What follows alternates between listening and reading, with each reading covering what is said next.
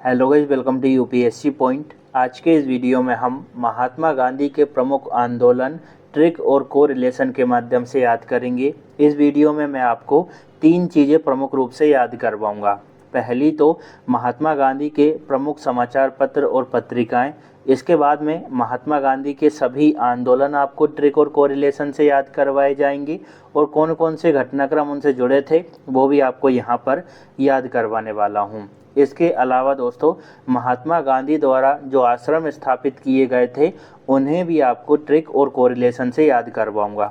तो अगर आपको भी इनको याद करने में दिक्कत आती है, जैसे भैया फिनिक्स आश्रम की स्थापना कब हुई थी, कहाँ पर हुई थी, इस तरह की दिक्कतें अगर आपको भी आती है तो आप इस वीडियो को अंत तक देख सकते हैं। सब कुछ एक बार में हमेशा के लिए याद हो जाएगा और कभी भी आपको दूसरा वीडियो देखने की आवश्यकता नहीं पड़ेगी।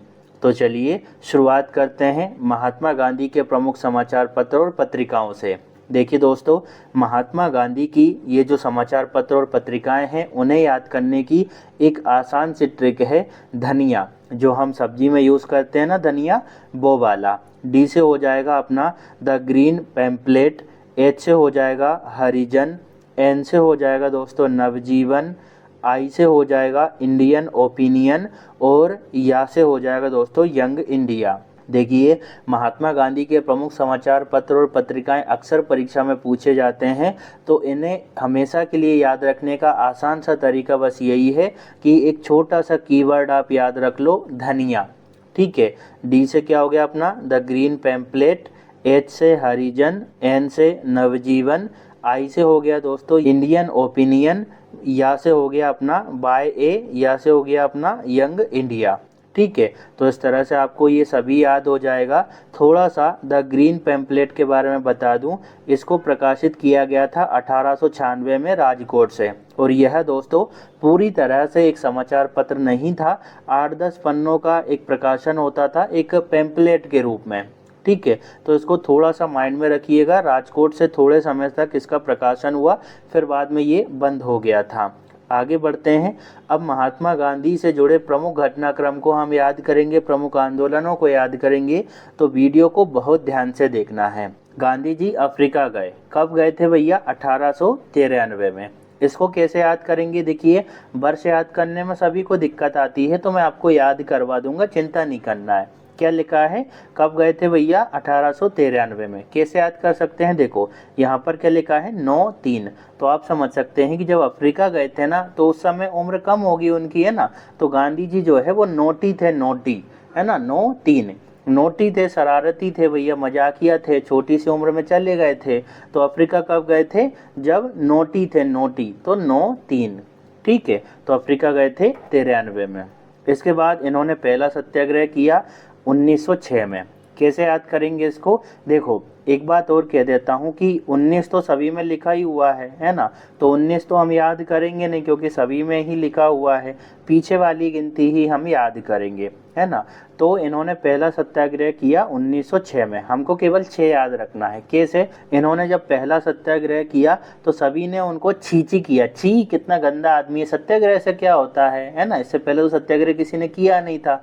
तो जब पहला सत्याग्रह किया इन्होंने तो सबने छी करी, छी गंदा काम कर रहा है ये, है ना। तो 6 में इन्होंने पहला सत्याग्रह किया। भारत लौटे, कब लौटे? 1915 में। कैसे याद करेंगे? देखो यहाँ पर क्या लिखा है, 15। एक साउंड आ रहा होगा दोस्तों, 15, पानी दर्रा, है ना। एक साउंड आ रहा है ना, पानी दर्रा यानी 15। तो जब भारत लौटे थे तो पानी और दर्रे से लौटे थे। आप ऐसा इमेजिन कर सकते हैं कि गांधी जी जब भारत लौटे थे ना तो पानी और दर्रे से लौटे थे, यानी 15। तो 15 में ये भारत लौटे और उसी समय केसर ए हिंद की उपाधि इनको दी गई 15 में। तो अंग्रेजों ने ये सोचा कि भैया आदमी जो है पानी और दर्रे से भारत आया है ना, तो उसको केसर ए हिंद की उपाधि दे दो। तो 15, ठीक है, 15 में ही केसर ए हिंद की उपाधि इनको मिली थी। इसके बाद है साबरमती आश्रम की स्थापना, इन्होंने 1917 में की थी भैया। कैसे याद करेंगे? देखो यहाँ पर क्या लिखा है, शावर। जो हम शावर लेते हैं ना दोस्तों, नहाते हैं, आपने फव्वारा देखा होगा बाथरूम में, है ना। तो जो शावर लेते हैं ना, शावर, उसमें खतरा होता है क्योंकि कभी कभी उसमें से पानी नहीं आता भैया, है ना। वो जो छेद होते हैं वो बंद हो जाते हैं, इस वजह से कभी कभी गर्म आ गया, ठंडा आ गया, तो ऐसा लगता है कि भैया उसमें खतरा बहुत रहता है। शावर में, शावर से क्या हो गया, साबरमती, शावर से क्या हो गया, साबरमती, और शावर में क्या होता है, खतरा, यानी 1917। साबरमती आश्रम की स्थापना कब हुई, 1917 में। अब है चंपारण सत्याग्रह, ये भी 1917 में किया था। कैसे याद करेंगे, तो देखो यहाँ पर क्या लिखा है, चंपा और रण, है ना, मतलब चंपा नाम की कोई महिला है और वो रण में उतर गई है, युद्ध भूमि में उतर गई है, तो खतरा होता है भैया, क्योंकि महिला पे तो कोई वार करता नहीं है, और चंपा जो है वो रण में उतर गई, युद्ध में उतर गई, अब तो खतरा ही आ गया भैया, है ना। तो चंपा रण, चंपा रण में उतरी तो खतरा उत्पन्न हो गया, यानी 17। तो 1917 में ही चंपारण सत्याग्रह हुआ था, ठीक है। अब है अपना अहमदाबाद मिल मजदूर आंदोलन। अच्छा, आगे बढ़ने से पहले कह देता हूँ कि मैं पहले काफ़ी टाइम पहले इसको करा चुका था, गांधी जी के आंदोलन को, लेकिन उस टाइम मैंने पीडीएफ नहीं दिया था, तो दोबारा करवा रहा हूँ। आपने हो सकता है कहीं और इन वीडियोस को देख लिया हो, तो कई लोग चोरी चपाटी करते ही हैं, उन्होंने कॉपी कर लिया है, मैंने देखा है बहुत सारी वीडियोज़ में ऐसा, ठीक है। तो ये मैंने पहले करवा दिया था, लेकिन अब पीडीएफ दे रहा हूँ, इस वजह से दोबारा मुझे सारी चीज़ों को कवर करवाना पड़ रहा है। हमारी ट्रिक सीरीज चल रही है, अगर आपने उसको फॉलो नहीं किया हो तो ज़रूर फॉलो कर लेना। अहमदाबाद मिल मजदूर आंदोलन की बात करें तो 1918 में हुआ था। कैसे याद करेंगे, देखो यहाँ पर क्या लिखा है, अहम। और दोस्तों हम लोग अहम कब हो जाते हैं, हमारा इंपॉर्टेंस कब बढ़ जाता है, जब हम 18 साल के हो जाते हैं, वोटिंग वोटिंग करने लगते हैं, है ना, तो हम जो है वो अहम हो जाते हैं। तो अहम से क्या हो गया, अहमदाबाद मिल मजदूर, अहम से क्या हो गया, अहमदाबाद मिल मजदूर, और हम लोग अहम कब हो जाते हैं, जब 18 साल के हो जाते हैं, ठीक है। अगर आपको याद हो रहा हो तो प्लीज़ दोस्तों कमेंट ज़रूर करिएगा, उससे थोड़ा मोटिवेशन मिलता है कि हाँ भैया मैं आपको सही पढ़ा रहा हूँ और आपको भी याद हो रहा है, तो मुझे भी अच्छा लगेगा कि हाँ भैया मैंने कुछ अच्छा किया है। खिलाफत आंदोलन की बात करें तो 1919 में हुआ था भैया। कैसे याद करेंगे, देखो यहाँ पर क्या लिखा है, खिलाफ, और खिलाफ किसके होते हैं दोस्तों, हम लोग जो हमारी बराबरी करता है ना, हमारी जो बराबरी करेगा उसी के तो खिलाफ होंगे। अब आप आज से बोल दो कि मैं तो मुकेश अंबानी के खिलाफ हूँ, नहीं हो पाओगे, अपनी औकात ही नहीं है भैया, है ना। तो आप अपनी बराबरी के व्यक्ति के खिलाफ ही हो पाते हो, है ना। तो खिलाफ किसके हो पाते हैं हम लोग, बराबर व्यक्ति के साथ में ही हो पाते हैं खिलाफ, तो ये बराबर है 19-19, है कि नहीं, है ना। देखिए यहाँ पर क्या लिखा है, खिलाफ, और खिलाफ किसके होते हैं हम लोग, जो बराबर होता है ना, तो ये बराबर है 19-19, ठीक है। तो खिलाफत आंदोलन कब हुआ था, 1919 में। असहयोग आंदोलन कब हुआ था भैया, 1920 में, ठीक है। कैसे याद करेंगे, देखो भाई यहाँ पर क्या लिखा है, असहयोग, और हमको किसी को असहयोग करना है, किसी से अपना सपोर्ट हटाना है, तो उसको विष दे दो, विष, जहर दे दो भैया, तो 20, ठीक है। तो असहयोग करना है भैया, असहयोग, तो उसको क्या दे दो, विष, तो 20, ठीक है। असहयोग आंदोलन कब हुआ था भैया, 1920 में। कांग्रेस की अध्यक्षता गांधी जी ने कब की भैया, 1924 में। कैसे याद करेंगे, देखो कांग्रेस की अध्यक्षता करना आसान नहीं था ना, हर किसी को नहीं मिल पाती थी कि भैया इतने बड़े संगठन की कोई भी अध्यक्षता कर ले। तो गांधी जी जो है दोस्तों वो 24 घंटे काम किया करते थे अध्यक्ष बनने के लिए, है ना। तो कांग्रेस की अध्यक्षता करने के लिए गांधी जी क्या करते थे, 24 घंटे काम करते थे। तो कांग्रेस की अध्यक्षता कब की उन्होंने, 24 में, यानी 1924। इसके बाद दांडी मार्च की अगर बात करें दोस्तों तो ये हुआ था 30 में। कैसे याद करेंगे, देखो यहाँ पर क्या लिखा है, दांडी मार्च, और दांडी मार्च नमक कानून के उल्लंघन से संबंधित था, है ना। और नमक की पैकेट आती है 30 रुपए की, 30 रुपए की नमक की पैकेट आती है टाटा नमक की, ठीक है। तो दांडी मार्च इस तरह से आपको याद हो जाएगा। इसी से जुड़ा हुआ सविनय अवज्ञा आंदोलन था, दांडी मार्च के बाद ही ये स्टार्ट हुआ था ना, तो ये भी 1930 में ही हुआ था, तो इसमें आपको दिक्कत नहीं आएगी। गांधी इरविन समझौते की बात करें तो ये 1931 में हुआ था भैया। कैसे याद करेंगे, देखो दोस्तों यहाँ पर क्या लिखा है, बिन, बिन करने की बात हो रही है, जीतने की बात हो रही है, जो WIN होता है ना, बिन, ठीक है। तो बिन जो करता है वो एक ही व्यक्ति करता है, एक ही व्यक्ति करता है कि नहीं करता, सभी लोग थोड़ी टॉप करते हैं, है ना, तो एक ही करता है। और दोस्तों जब कोई बिन होता है तो 3 लोग होते हैं उसमें, जैसे फर्स्ट रैंक एक की आएगी, फिर सेकंड रैंक, फिर थर्ड रैंक, इस तरह से होता है ना। जैसे एक ये बना रहता है, ये फर्स्ट हो गया, ये सेकंड हो गया, ये थर्ड हो गया, है ना। तो सेकंड वाला यहाँ पर खड़ा रहेगा, थर्ड वाला यहाँ पर खड़ा रहेगा, फर्स्ट वाला यहाँ रहेगा। तो जो बिन करता है ना भैया, बिन से क्या हो गया, इरविन, ठीक है, बिन से क्या हो गया, इरविन, इरविन समझौता, है ना। और जो बिन करता है वो एक ही करता है, लेकिन 3 लोग उसमें शामिल होते हैं, तो 31 इस तरह से आपको याद हो जाएगा। इसके बाद द्वितीय गोलमेज सम्मेलन 1931 में हुआ था, इसको भी थोड़ा ध्यान में रखिएगा।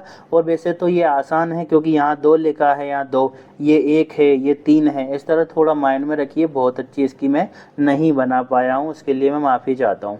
पूना समझौते की अगर हम बात करें दोस्तों, तो ये 32 में हुआ था अपने अंबेडकर जी के बीच में और गांधी जी के बीच में। कैसे याद करेंगे? देखिए, हो सकता है आपको मेरी आवाज़ थोड़ी अच्छी नहीं लग रही हो क्योंकि अभी मेरा स्वास्थ्य सही नहीं है, इस वजह से ऐसी आवाज़ आ रही होगी। उसके लिए मैं माफ़ी चाहता हूँ भाई, लेकिन हो सकता है मैं जल्दी ठीक हो जाऊं तो जल्दी जल्दी वीडियो और बना पाऊंगा आप लोगों के लिए। ये क्या है? पूना समझौता। पूना समझौता किस किस के बीच में हुआ? अंबेडकर जी के बीच में और गांधी जी के बीच में।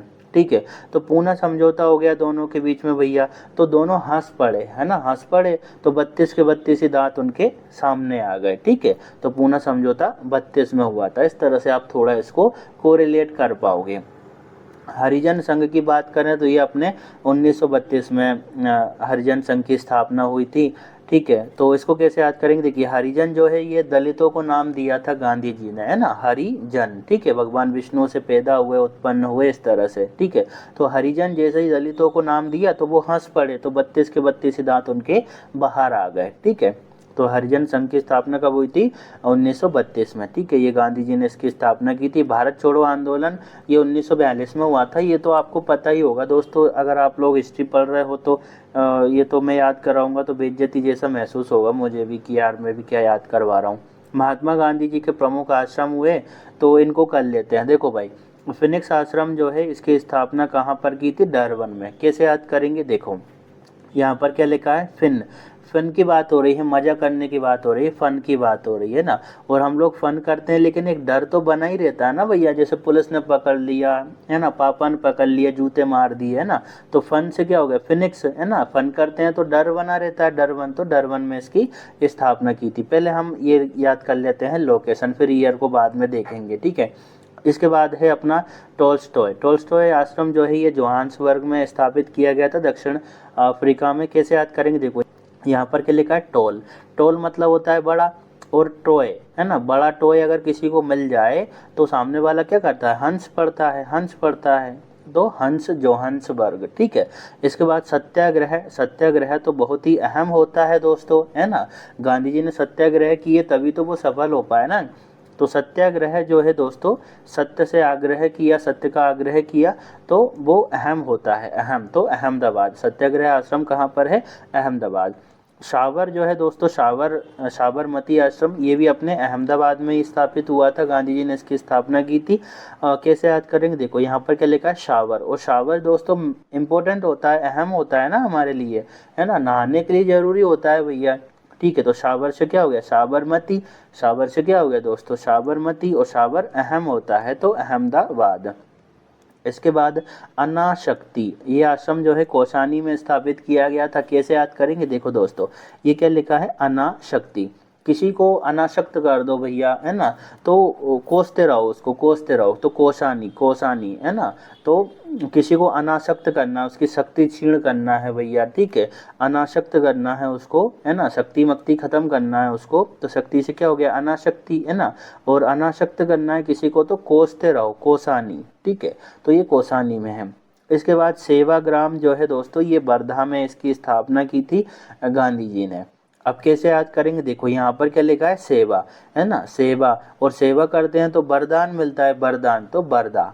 ठीक है, देखिए यहाँ पर क्या लिखा है? सेवा, तो सेवा से क्या हो गया? सेवाग्राम। सेवा से क्या हो गया? सेवाग्राम। और सेवा करते हैं तो वरदान मिलता है, तो वर्धा। इस तरह से आप इसको आसानी से याद कर पाओगे। अब आपको दोस्तों इनके ईयर याद करवा देता हूँ, लेकिन उससे पहले थोड़ा सा मैं पीडीएफ के बारे में जानकारी दे दूँ। तो जिनको पीडीएफ के बारे में पता है, अब मैं जो बात बोलूँगा भैया उसको स्किप कर देना, फिर हम ईयर याद करेंगे। देखो दोस्तों, पीडीएफ के लिए मैंने टेलीग्राम पर एक वीआईपी ग्रुप बनाया है। वीआईपी ग्रुप में मैंने 4 प्लान रखे हैं भैया, सारी पीडीएफ वहाँ पर उपलब्ध हो जाती है उस ग्रुप में। तो पहला प्लान है दोस्तों अपना 49 रुपीज़ का। 49 रुपीज़ में उस वीआईपी ग्रुप का 1 महीने का एक्सेस है, यानी 1 महीने के अंदर अंदर जितनी भी क्लासेस होगी ना, उन सभी की पीडीएफ आपको उपलब्ध हो जाएगी, और पुरानी पीडीएफ भी मैं आपको उपलब्ध करवा दूंगा। फिर है 99 का, जिसमें दोस्तों उस वीआईपी ग्रुप का एक्सेस है 3 महीने का, यानी 3 महीने के अंदर अंदर जितनी भी क्लासेस होगी ना, उन सभी की पीडीएफ आपको उपलब्ध हो जाएगी, और पुरानी पीडीएफ भी आपको मिल जाएगी। फिर है दोस्तों अपना 199 और 399 का, 199 में 6 महीने का एक्सेस है उस वीआईपी ग्रुप का, और 399 में 12 महीने का एक्सेस है उस वीआईपी ग्रुप का। ठीक है, तो आप चाहें तो पीडीएफ के लिए उसको ज्वाइन कर सकते हैं। ज्वाइन कैसे करना है, तो देखो दोस्तों, आप लोग मुझे टेलीग्राम पर मैसेज करिएगा @UPSC पॉइंट फॉर PDF। इतना आप जैसे ही सर्च करेंगे तो आपको अपने चैनल का लोगो दिख जाएगा। ठीक है, जैसे ही आपको अपने चैनल का लोगो दिखेगा आप लोग मुझे वहाँ पर मैसेज कर सकते हैं, ज्वाइन PDF लिख देना, मैं आपको ग्रुप में ऐड कर लूँगा। ठीक है, और ये आपका हो गया। इसके अलावा दोस्तों मेरा एक और टेलीग्राम चैनल है जिसमें मैं बहुत सारा कंटेंट फ्री में उपलब्ध करवाता रहता हूँ, जिसका नाम है UPSC पॉइंट ऑफिशियल। तो आप उसे भी ज्वाइन कर लेना, बहुत सारा कंटेंट फ्री में उपलब्ध आपको होता रहता है वहाँ पर। अब मैं आपको ईयर याद करवा देता हूँ। देखो दोस्तों, ये जो अपना फिनिक्स आश्रम है इसकी स्थापना हुई थी 1904 में। कैसे याद करेंगे भैया इसको, देखो यहाँ पर क्या लिखा है, फिनिक्स, फन की बात हो रही है, और फन कब करते हैं हम लोग, 4 बजे तक। एक गाना है ना, 4 बज गए लेकिन पार्टी अभी बाकी है, इस तरह से ये भी आप इसको याद रख सकते हो। दूसरा तरीका ये है कि 4 लोग मिलकर हम फन करते हैं, 4 दोस्त मिल जाते हैं तो मज़े करते हैं। 3 में तो अपन क्या बोलते हैं, 3 तिगाड़ा काम बिगाड़ा, है ना। तो इसी तरह से बोलते हैं ना कि 4 दोस्त मिल जाते हैं तो फन करते हैं, तो फन से क्या हो गया, फिनिक्स। और फन कब करते हैं भैया, जब 4 लोग मिल जाते हैं, इस तरह से हो जाएगा। या फिर 4 बज गए लेकिन पार्टी अभी बाकी है, उस गाने से भी आप इसको याद रख सकते हो। इसके बाद दोस्तों अपना ये है टॉल्स्टॉय। ये आश्रम जो है 1910 में स्थापित हुआ था। कैसे याद करेंगे, देखिए टॉय से हम कब तक खेलते हैं, ज़्यादा से ज़्यादा 10 साल की उम्र तक खेलते हैं, फिर तो हम दूसरी चीज़ों में इन्वॉल्व हो जाते हैं, है ना। तो टॉय से हम कब तक खेलते हैं, 10 साल की उम्र तक। इस तरह से थोड़ा सा आप इसको याद रख सकते हैं। सत्याग्रह आश्रम की स्थापना 1915 में हुई थी। साबरमती आश्रम की स्थापना 1917 में हुई थी। तो ये मैंने आपको स्टार्टिंग में ही करवा दिया था कि शावर लेते हैं हम लोग, नहाते हैं तो उसमें बहुत खतरा होता है ना। तो 17 हो गया। मेरी तबीयत थोड़ी सही नहीं है, इस वजह से थोड़ा आपको ऐसा लग रहा होगा कि आवाज़ नहीं आ रही है, उसके लिए भैया मैं माफ़ी चाहता हूँ, और उम्मीद है कि जल्दी ठीक हो जाऊँगा। अनाशक्ति आश्रम की बात करते हैं तो ये 29 में इसकी स्थापना हुई थी। कैसे याद करेंगे, देखो यहाँ पर क्या लिखा है, अनाशक्ति। और अनाशक्त का मतलब होता है दोस्तों किसी से मोह हो जाना, अट्रैक्ट हो जाना, किसी से लगाव हो जाना।